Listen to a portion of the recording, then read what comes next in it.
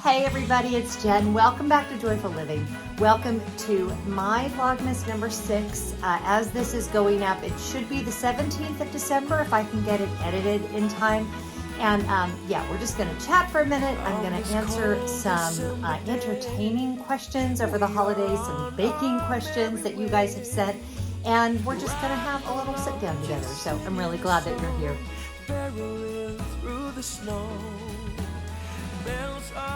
So first of all, I want to say thank you so much to everyone who has messaged me, left comments. If you've donated over on my other channel, we have lost really a cast member from the channel, our wonderful dog Max. Just a few days ago. It was a long process. He was elderly for a long time. He had had a lot of health issues.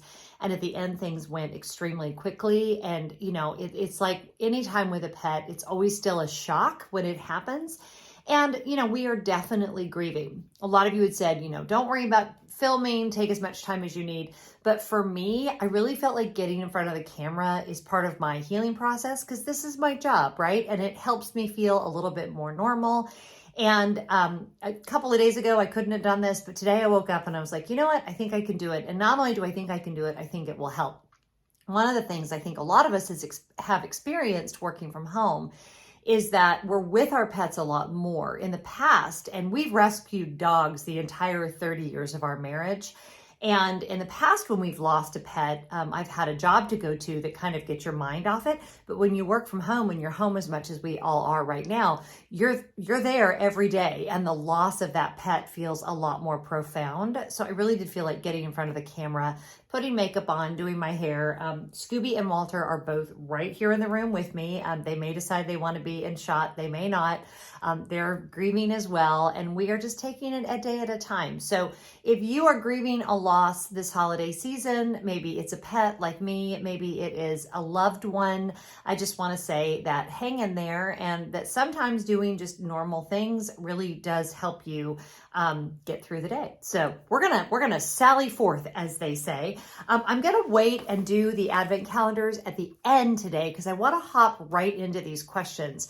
I asked on Facebook and also in our last Vlogmas video for you guys to submit questions that you had, particularly around like entertaining and baking and all of that. Now, what I should tell you is I have entertained different levels all throughout my 32 years of marriage.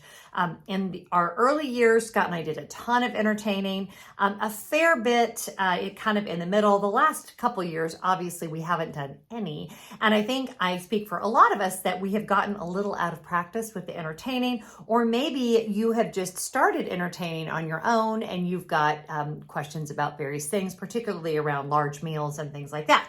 So, your questions were great, by the way. Well done, everybody. I was really, really proud with the questions that you came up with. And I'm going to pick probably 3 questions or 4 questions from the channel, and then I'll choose a few from Facebook as well. Okay, so let's see. This first one I really loved, and I think is such a fabulous question. This is from Ellie, and Ellie wants to know, do you delegate tasks to your husband's sons when you prepare for Christmas, or do you end up doing it all yourself? What is your favorite and least favorite part about preparing for the holiday guests? My favorite is planning the meals, and my least favorite is cleaning and tidying beforehand. So first of all, Ellie, I would say let's shift from delegating and move more towards assigning actual tasks in a way that is like you're the project manager and you are actually giving full decision making and responsibility. Sometimes I think when we view it as others helping, it can feel like it's still our responsibility. And what I like to do is actually give complete responsibility to various family members. Now, my husband and sons are all very high functioning individuals. They are all perfectly capable. A couple of my sons are way better cooks than I am. In fact, one of my sons made us an amazing stuffed shells dinner last night. So it's not just delegating. They are all part of it. And that starts really early on. I would say Scott's favorite task is KP. He has no problem being the cleanup guy. He's kind of a whiz at it. So he's fine with us making a complete disaster of the kitchen, and he will get in there and take care of all of it. He's also a big one to load and unload the dishwasher like in the middle of a big holiday. So that really helps him not have as much work at the end of the day. So I would just have that conversation in advance and kind of lean into what various people are good at. If someone in your family really enjoys, planning activities for other people, maybe they like setting up games. Maybe they're the one who likes to set the table. Maybe they would like to do something like be on trash duty. I mean, there are so many things that we don't think about. So I think the big thing is have the conversation way ahead of the holiday, because if you're trying to delegate tasks in the moment, odds are you're too stressed out. You're kind of barking orders at people. They don't respond to that. So these are conversations I like to have at least several days before the holiday, and then release responsibility. Try as hard as you can not to micromanage. Things do not have to be perfect. And if you've given someone responsibility over something, you also have to let them make the proper decisions and let them do it their way. So that would be my number one tip on the delegating of responsibilities. Okay, and then as far as what is my favorite part, for me, definitely getting the house ready, decorating, doing the tablescape, setting the table up. I love doing that part of things. It brings me so much joy to see things look as magical and festive as possible. And if I could cater all of the meals and just do the decorating part, I would. I do end up having to cook a fair amount. That's not my favorite, but definitely that part. And then also baking. I really, really love the baking, as long as I have plenty of time to do it and I have plenty of margin and space to really get in there and put on festive Christmas music and enjoy that process. And that's something I might really do like to do with my family. So we'll be starting that up here in just a couple of days. This one I thought was really good. This is from Tracy. Hi, Jen. We host my parents for Christmas every year. How do you make sure you can enjoy the meal and time with your family without spending too much time waitressing? Do you make a lot of things ahead? Thanks. Tracy, I do make a lot of things ahead, a lot of things. I have an entire list, in fact, of things I will do 3 days before, 2 days before, 1 day before, so that really the day of, all I'm worried about is enjoying my family, a couple of things that you have to do the day of, but timing is everything when it comes to big holiday meals, and the more you can do in advance, the better. For instance, I just said that I love to set a holiday table. I usually have that done at least the day before. In fact, my kids used to joke when we didn't have a designated dining room because the kitchen table was like off limits, because that's one thing that I like to really take my time. So it was always beautifully set up for the holidays well in advance. I think we have a very unrealistic view about how many hours there are in the day when we're preparing for a big holiday celebration. And this is true whether it's Thanksgiving or Christmas or New Year's or somebody's birthday or any gathering that you're hosting at your house. Things take a lot more time than we allow. So anything that can be done ahead, do ahead. This was particularly important when I had a full-time job outside of the home and was also responsible for large family gatherings. We're talking 12, 16, up to 20 people. I had a list that was like 2 weeks long of things that I would do in a backwards timeline. It helps that that's kind of where my gift set is in strategic planning and all of that. That's what I've always done in my day job. So I kind of applied that same principle to planning a big meal for family. But yeah, anything and everything you can do ahead. I did a video about how to host Thanksgiving without losing your mind, where I gave some specifics of what I do, including my favorite, which is the crock pot mashed potatoes trick, which means you can actually make your potatoes a day ahead. Then the morning of, plug in your crock pot, put the mashed potatoes in there, let them warm up slowly, add milk and butter as needed for consistency, and then actually plug your crock pot in your dining room, because everybody always wants seconds of mashed potatoes, but no one wants them to be cold. And I find they work. Like, I actually ended up at one point I had 2 crock pots, one that was specifically for mashed potatoes on major holidays, because I take hot mashed potatoes very seriously. You should too. This one is from Kim. And since I just said this is one of my favorite parts, I really like this question. Can you give me some ideas for an easy centerpiece? So when it comes to centerpieces, don't think big in the middle, think along the table. I love to do just tiny votives along the table. You can tuck in some artificial greenery or some real greenery. Obviously, be very careful with the votives. We don't want to burn our homes down. But I find it looks a lot more elegant if we have things that are spread along the center of the table instead of one big centerpiece. The other issue I have with one big centerpiece is you can't see people if you have one big centerpiece, whereas if it goes along the table like this, you can still have really easy conversation. I also like to tuck little candies in there. I love to tuck little like fake wrapped gifts. You can do pine cones, whatever fits with your decor, but a lot of smaller things spread out, I think just looks a lot more pretty. And it's also a lot more practical because you don't have this massive centerpiece that takes up all this space. We always serve family style. So that means that all the dishes are going on the table, and that's how we prefer to do it. We like the communal aspect of that. And then I will have one bowl of mashed potatoes that's on the table, and then I will have my crock pot going for seconds. Did we talk about how seriously I take my mashed potatoes? Very seriously. But yeah, to me, that's just the most practical. And for me, it's different every single year. Some year I'm really feeling like a more natural elements vibe. I do love to pick up fresh flowers, but again, if I'm doing fresh flowers, it's going to be a low bouquet or several small bouquets, not a big ta-da, because really the point of the holiday dinners is everyone gathering together, and you don't want the centerpiece to interfere with all of the communication that can be going on. This question I really love, and I feel a little hypocritical saying this because, but I mean, none of us has done it the last few years. But this is something I hope to get back into again, especially in my neighborhood. That's kind of one of my 2022 Christmas goals, is to host a gathering at our house. But Kelly says that she decorates a ton for Christmas, 6 trees last year. I post pictures on Facebook, so my school coworkers have told me I should have a holiday drop-in so people could enjoy my trees. Every year it crosses my mind, but then I get busy with shopping and packing. Any advice on a simplified way to host a Christmas drop-in? So this is very much a throwback from my mom's generation. They used to do a lot of open houses. And I think that the concept of an open house is such a beautiful one. And you can do it over maybe 2 or 3 hours. It definitely, you're going to want to put on the invitation that it is drop-in, which means that people might stay 15 minutes. They might stay a half hour. They're of course welcome to stay the whole time, but this is particularly good for people that are local, or maybe if you have family visiting town, maybe invite some of your friends over while your family is there to introduce them to your family. And you don't have to make this a big to-do. I would definitely say do a signature drink and then maybe wine and beer, but maybe not even wine and beer. Maybe just do a signature drink since it's just a drop-in. I would say maybe do just appetizers and desserts. Don't worry about anything beyond that. And I also think appetizers and desserts are so easy to just pick up. I mean, you can go to Costco, you can go to Whole Foods, you can get really nice trays that are pre-done. Also, they're easy to put together on your own, but nothing that requires any fuss.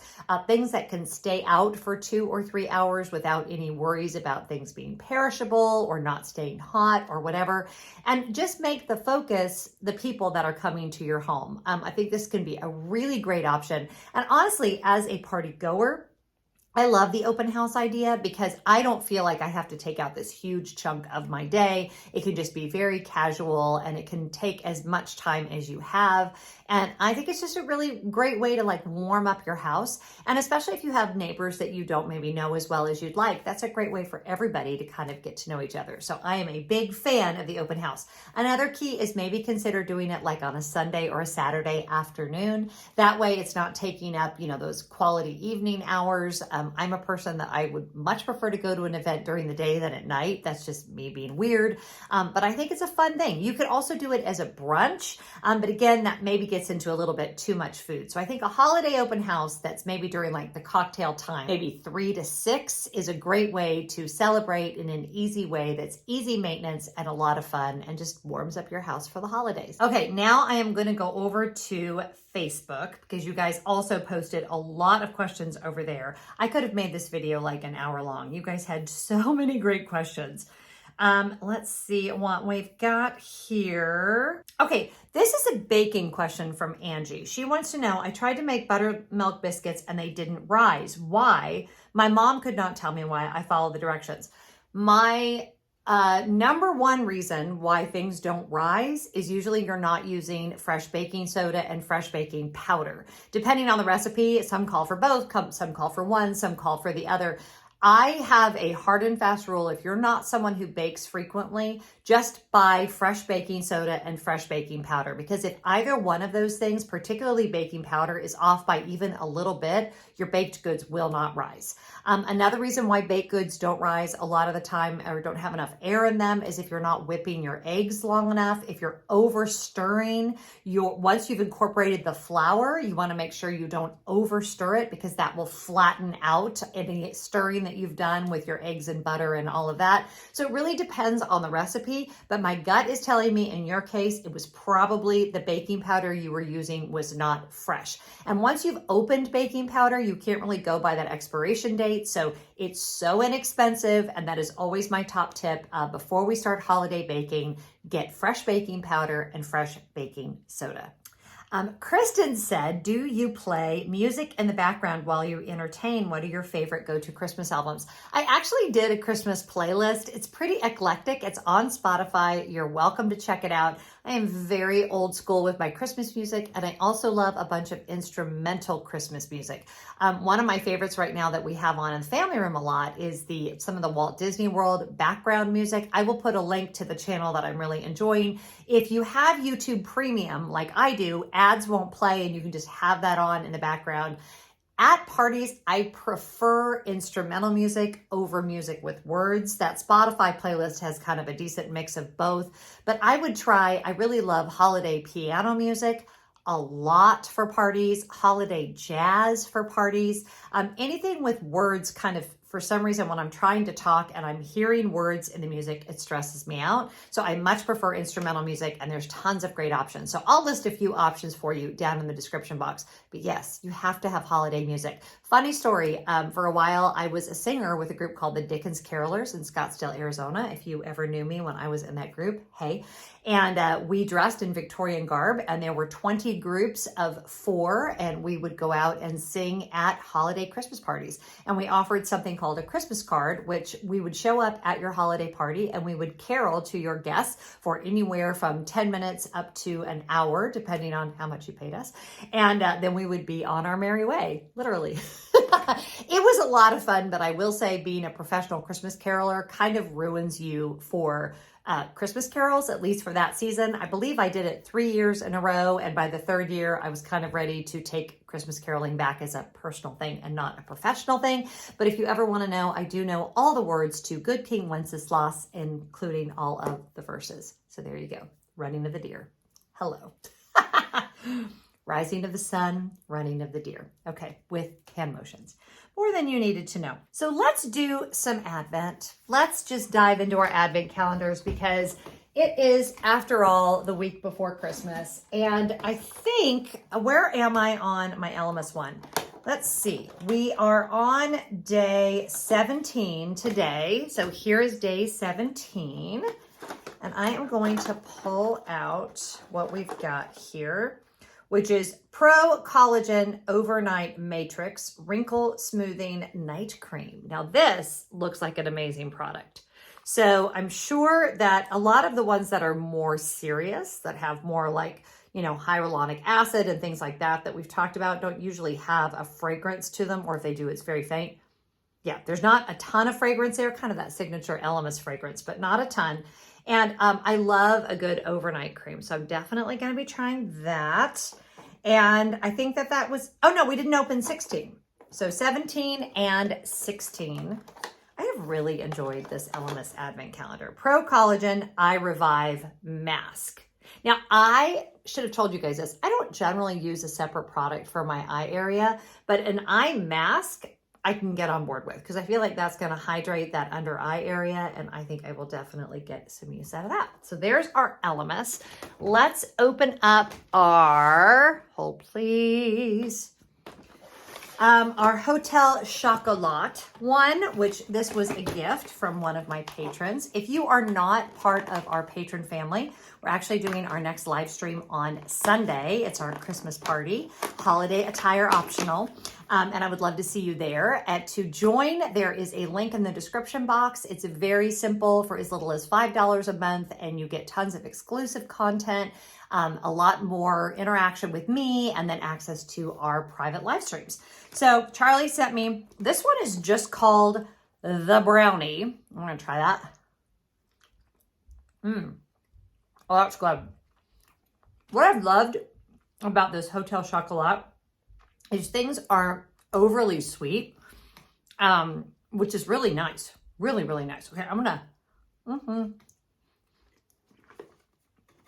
gonna finish the other half of that later. And do we need number 16?